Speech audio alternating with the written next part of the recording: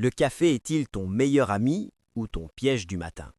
Je te réponds sans blabla, mais d'abord, abonne-toi. Si tu peux pas, alors abonne-toi. Le café vient d'une plante. Son histoire commence surtout en Afrique, puis il a été cultivé en Arabie et il a voyagé partout.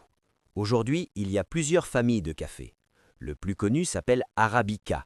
Il est souvent plus doux, plus parfumé. Le second s'appelle Robusta. Il est plus fort, plus amer, et il contient souvent plus de caféine, donc il réveille plus vite et parfois il rend plus nerveux. Tu as aussi le café décaféiné, on enlève la plupart de la caféine, mais il garde une partie du goût. Maintenant, parlons des avantages. Le café peut aider à rester éveillé et à mieux se concentrer. Il contient aussi des composés antioxydants.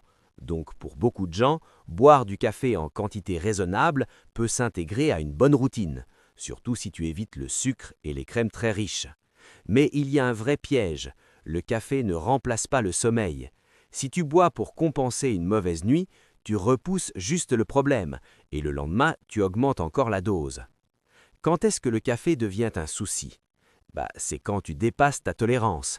Tu peux avoir du mal à dormir, tu peux être tendu, tu peux sentir ton cœur accéléré, tu peux avoir des brûlures ou un reflux, tu peux avoir l'estomac irrité, et certaines personnes ont plus envie d'uriner. Tout ça arrive surtout quand la dose est trop haute ou quand tu bois trop tard. Une règle simple marche pour beaucoup d'adultes, rester autour de l'équivalent de 3 à 4 tasses de café par jour, selon la force du café.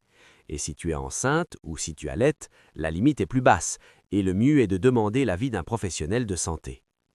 Un autre détail que peu de gens connaissent, si tu fais du café sans filtre papier, par exemple à la presse française, ou du café turc, ou simplement utilise une cafetière italienne selon la méthode, certains composés passent plus, et chez certaines personnes, ça peut faire monter un peu le cholestérol. Donc si tu es concerné, le filtre papier peut être une option simple.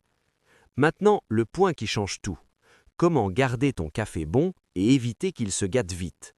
Le café a 4 ennemis: l'air, la chaleur, la lumière et l'humidité. Dès que ton paquet est ouvert, l'air vole les arômes, et plus le café est moulu, plus il perd vite son parfum. Donc si tu peux, achète en grains et mous juste avant de préparer. Mais je sens que ça peut devenir compliqué pour beaucoup. Deuxième règle, ferme toujours ton café dans une boîte bien hermétique et garde le tout dans un placard, au sec et loin du four et loin de la plaque de cuisson. Troisième règle très importante, ne garde pas ton café au frigo. Le frigo est humide et le café absorbe les odeurs. Tu peux te retrouver avec un café qui sent le fromage ou l'oignon, même si le paquet semble fermé. Si tu as acheté un gros paquet et que tu veux garder longtemps, tu peux congeler, mais seulement en petites portions bien fermées et tu évites de sortir et remettre sans arrêt. Sinon l'humidité revient et le goût se casse. Et comment savoir si ton café a perdu sa magie? Il sent presque rien. Il a un goût plat ou il devient amer sans raison.